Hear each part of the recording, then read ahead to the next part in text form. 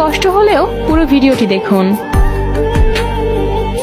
গরিব পরিবারের একটি ছেলের সাথে একই গ্রামের একটা গরিব মেয়ের বিয়ে হয়। ছেলেটার বয়স 21 বছরের মতো আর মেয়েটার তখন 16 বছর। বিয়ের পর ছেলেটা মেয়েটিকে বললেন, তোমার কি কোনো ইচ্ছে আছে? মেয়েটা বলল, আমার ইঞ্জিনিয়ার হওয়ার বড় আশা ছিল। এরপর ছেলেটা মেয়েটাকে নিয়ে ঢাকায় চলে আসে। মেয়েটিকে ভার্সিটিতে ভর্তি করে পড়ালেখা করায়।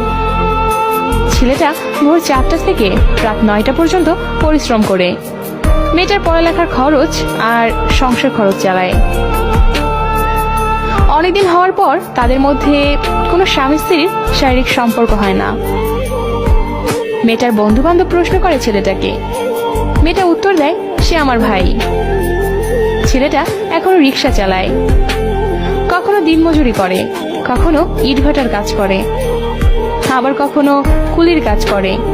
এভাবে মেয়েটার জন্য, নিজের কথা না ভেবে তার জন্য টাকা রোজগার করে মেয়েটাকে ইঞ্জিনিয়ার বানানোর জন্য। হঠাৎ পরীক্ষা চলে আসলো। মেয়েটা ও ছেলেটার কারো চোখে ঘুম নেই।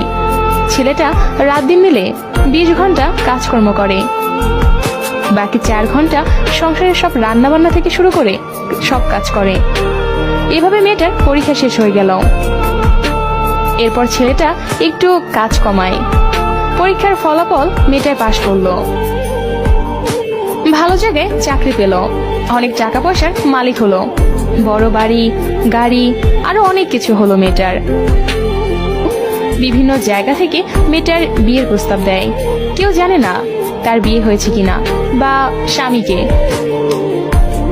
মেয়েটা বড় বাড়ি লাইটিং করে পার্টি দিয়েছিল, কিন্তু কেউ জানে না কি জন্য পার্টির আয়োজন। সবাই একই প্রশ্ন, কিসের পার্টি? সবাই মিলে মেয়েটিকে প্রশ্ন করলো, এই পার্টি কি জন্য বলবেন? মেয়েটি 12টার সময় বলবো, কিসের পার্টি?